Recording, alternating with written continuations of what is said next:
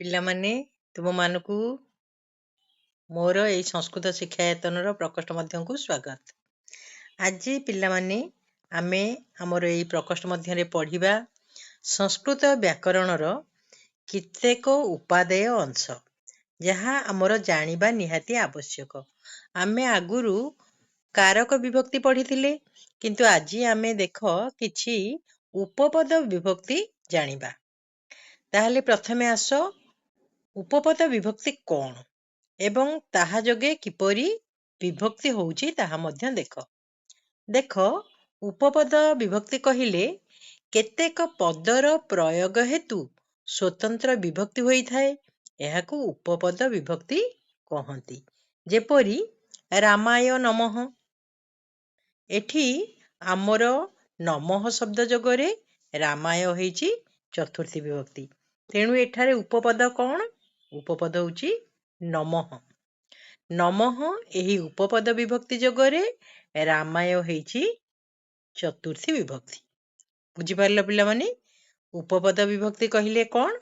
ନା, ଆମେ କେତେକ ପଦର ପ୍ରୟୋଗ ହେତୁ ସ୍ୱତନ୍ତ୍ର ବିଭକ୍ତି ହୋଇଥାଏ। ତାହେଲେ ଏଠାରେ ନମଃ ପଦର ପ୍ରୟୋଗ ହେତୁରୁ ରାମାୟ ହେଇଛି ଚତୁର୍ଥୀ ବିଭକ୍ତି, ତେଣୁ ନମଃଟା ହେଲା ଉପପଦ ବିଭକ୍ତି।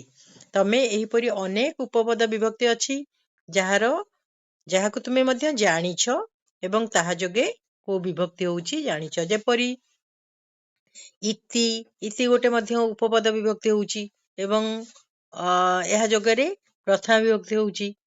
ବୁଝିପାରିଲ? ଆଉ ଗୋଟିଏ ଦେଖ ଉପାଦେୟ ଅଂଶ କ'ଣ? ଟି। ଟି ଗୋଟିଏ କ'ଣ? ଟି ଶବ୍ଦର ଅର୍ଥ ତୁମେ ହୁଏତ ଜାଣିନ, ତେଣୁ ଆଜି ବୁଝ ଟି ମାନେ କ'ଣ।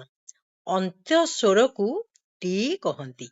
ହେଲା, ଯେକୌଣସି ବାକ୍ୟ ପଦର ଅନ୍ତ୍ୟସ୍ୱରକୁ ଟି କହନ୍ତି। ତତ୍ପରେ ବ୍ୟଞ୍ଜନ ଥିଲେ ତାହା ମଧ୍ୟ ଟିର ଅନ୍ତର୍ଭୁକ୍ତ। ବୁଝିପାରିଲ? ଅନ୍ତ୍ୟସ୍ୱରକୁ କ'ଣ କୁହାଯାଏ? ଟି କୁହାଯାଏ। ତାହା ଭିତରେ ତାପରେ ଯଦି ବ୍ୟଞ୍ଜନ ବର୍ଣ୍ଣ ଅଛି ମଧ୍ୟ ତାହାକୁ କ'ଣ କହିବା? ସିଏ ମଧ୍ୟ ଟିର ଅନ୍ତର୍ଭୁକ୍ତ ହବ। ଯେପରି ଗୋଟେ ଉଦାହରଣ ଦେଖ, ତସ୍ମାତ୍ ଗୋଟିଏ ପଦ, ଏହାର ଶେଷ ବର୍ଣ୍ଣଟି କ'ଣ? ଆତ୍, କାରଣ ଆଟି ହେଉଛି ବ୍ୟଞ୍ଜନ ବର୍ଣ୍ଣ, ତେଣୁ ଏଠିରେ ଆ ମଧ୍ୟ ଆକୁ କହିବା ଟି ଏବଂ ତକୁ କହିବ ମଧ୍ୟ ଟି। ହେଲା, ଆତ୍, ଏଇ ଦୁଇଟି ହେଉଛି ଟି। ବୁଝିପାରିଲ ଏଥର? ତାହେଲେ ଯେକୌଣସି ପଦର ଅନ୍ତ୍ୟ ବର୍ଣ୍ଣକୁ, ଅନ୍ତ୍ୟ ସ୍ୱରକୁ, ବର୍ଣ୍ଣ ନୁହେଁ, ଅନ୍ତ୍ୟ ସ୍ୱରକୁ ଟି କୁହାଯାଏ। ହେଲା, ଯଦି ତତ୍ପରେ ବ୍ୟଞ୍ଜନ ମଧ୍ୟ ଅଛି ତାହା ମଧ୍ୟ ଟି। ତାହେଲେ ଏଠି ତସ୍ମାତ୍, ଏଠାରେ ଆତ୍, ଏଇଟି ହେଉଛି କ'ଣ? ଆକୁ କ'ଣ କହିବା? ଏଇଠି ଆ ରହିଛି, ପ୍ରଥମେ ଆ ରହିଛି, ତାପରେ ଟି ତ ରହିଛି, ଏଇଟି ହେଉଛି, ଏଇ ଦୁଇଟିକୁ କୁହାଯାଏ ଟି। ବୁଝିପାରିଲ? ତାହେଲେ ଉପପଦ ବିଭକ୍ତି କ'ଣ ଜାଣିଲ, ଟି କ'ଣ ଜାଣିଲ। ଏବେ ଦେଖ ଉପଧା କ'ଣ। ଉପଧା ମଧ୍ୟ ଗୋଟେ ଶବ୍ଦ। ଏହା କ'ଣ? ତାହେଲେ ଅନ୍ତ୍ୟବର୍ଣ୍ଣର ପୂର୍ବ ବର୍ଣ୍ଣକୁ ଉପଧା କହନ୍ତି। ଆମେ ଯେତେବେଳେ କିଛି ପ୍ରକୃତି ପ୍ରତ୍ୟୟ କରୁ ସେତେବେଳେ ଉପଧାର ଆବଶ୍ୟକତା ମଧ୍ୟ ଥାଏ। ଯେପରି ଘ ପ୍ରତ୍ୟୟ, ଅଳ ପ୍ରତ୍ୟୟ, ଏଠି ଉପଧା କ'ଣ ଜାଣିଲେ ଆମେ ସେଇ ମାନେ ଟ୍ରିକ୍ ଅନୁସାରେ ତାକୁ ଜାଣି ଯାଉ ଯେ ଏଇଟା ଏଠି ଏଇପରି ପ୍ରକୃତି ପ୍ରତ୍ୟୟ ବ୍ୟବହାର କରାଯାଇଛି। ତାହେଲେ ଏବେ ଦେଖ ଉପଧା କ'ଣ। ଉପଧା କ'ଣ? ନା, ଅନ୍ତ୍ୟବର୍ଣ୍ଣର ପୂର୍ବ ବର୍ଣ୍ଣକୁ ଉପଧା କହନ୍ତି। ଦେଖ, ଗୋଟିଏ ପଦ ଆମେ ନେଇଛେ ଲତା। ଏଇ ଶବ୍ଦର ଅନ୍ତ୍ୟବର୍ଣ୍ଣ କ'ଣ?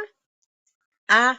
ଆ ଅଛି ଆକାର, କାରଣ ଏଠି ଆକୁ ଯଦି ଆମେ ଭାଗ କରୁଛେ ତାହେଲେ ହେବ ଲ ହଳନ୍ତ ଯୁକ୍ତ ଅ ଯୁକ୍ତ ତ ଯୁକ୍ତ ଆ, ନାଇଁ କି? ତାହେଲେ ଆର ଅନ୍ତ୍ୟବର୍ଣ୍ଣଟି କ'ଣ ଅଛି?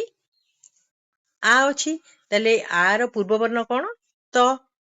ତାହେଲେ ଏଇ ତକୁ ଆମେ କହିବା ଉପଧା। ବୁଝିପାରିଲ ଏଥର? ତାହେଲେ ଅନ୍ତ୍ୟବର୍ଣ୍ଣର ପୂର୍ବ ବର୍ଣ୍ଣକୁ ଉପଧା କହନ୍ତି। ତାହେଲେ ଲତା, ଏହାର ଅନ୍ତ୍ୟବର୍ଣ୍ଣଟା ଉପଧା କ'ଣ ହବ? ତ।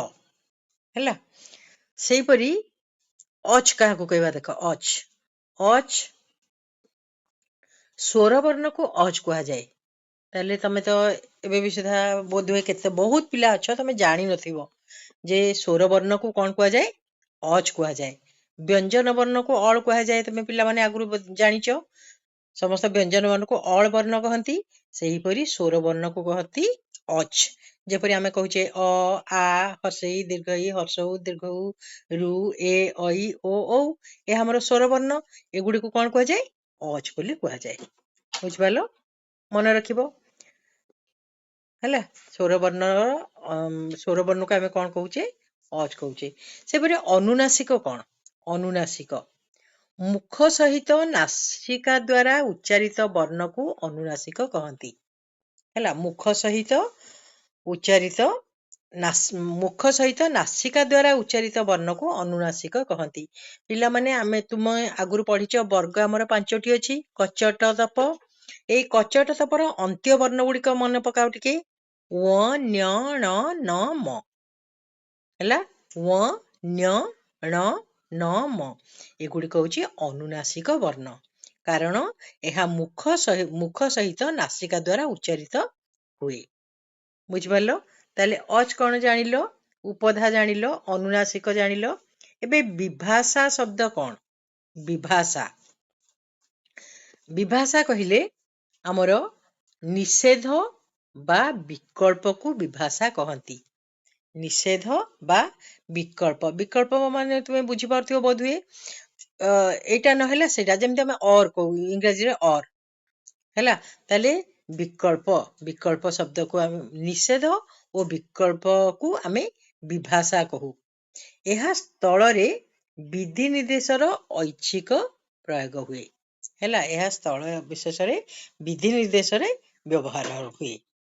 बुझेला एबे आस आमे पढ़िबा संध्यक्षर आमे जो पढ़िले स्वर वर्ण जाहाको आमे अच वर्ण कहूचे सेतिरे संध्यक्षर कोन अछि देख हमर 4टी वर्ण संध्याक्षर जेमती ए ऐ ओ औ हैला अ युक्त इ मिसिले होची हर्षई मिसिले होची ए अ युक्त दीर्घई मिसिले होची ऐ सही परी अ युक्त उ मिसिले होची ओ अ युक्त दीर्घ मिसिले होची औ तेणु एई 4टी वर्ण को आमे कोन कहू संध्याक्षर बोली कहू हैला बुझ पारलो ताले ए ऐ ओ औ एई 4टी हमर होची संध्याक्षर।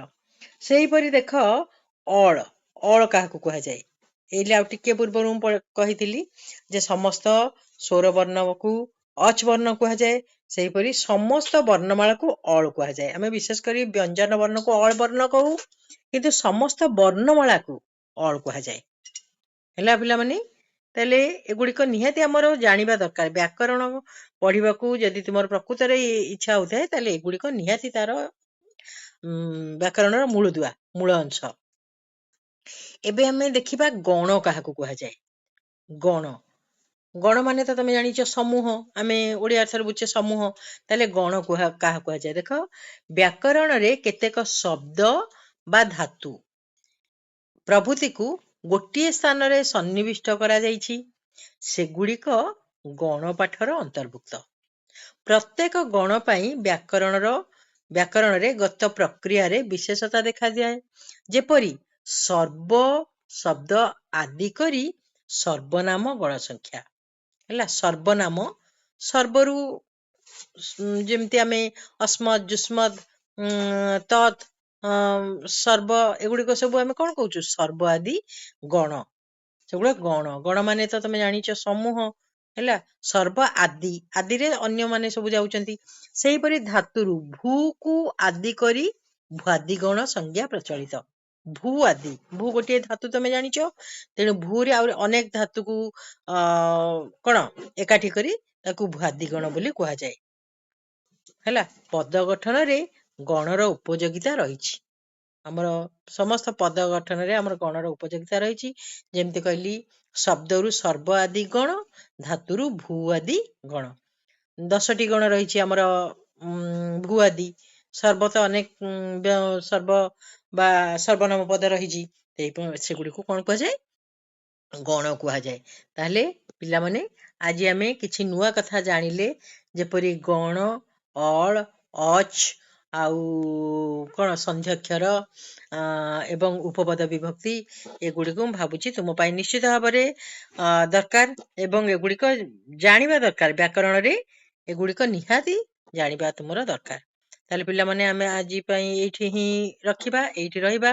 ତୁମେମାନେ ଏଗୁଡ଼ିକୁ ଦେଖ ଏବଂ ସବୁବେଳେ ଶବ୍ଦ ବା ବାକ୍ୟ ପ୍ରୟୋଗ କଲାବେଳେ ଟି କାହାକୁ କୁହାଯାଏ, ଅନୁନାସିକ କୋଉଠି ଅଛି, ବିଭାଷା କ'ଣ, ଉପପଦ କ'ଣ, ଅଳ କ'ଣ, ଅଚ କ'ଣ, ଏଗୁଡ଼ିକୁ ଲକ୍ଷ୍ୟ କର, ଅଭ୍ୟାସ କର। ତାହେଲେ ନିଶ୍ଚିତ ଭାବରେ ସଂସ୍କୃତରେ ତୁମେ ଆଉ ଟିକେ ଭଲ କରିପାରିବ। ସମସ୍ତଙ୍କୁ ଆଜି ପାଇଁ ଧନ୍ୟବାଦ।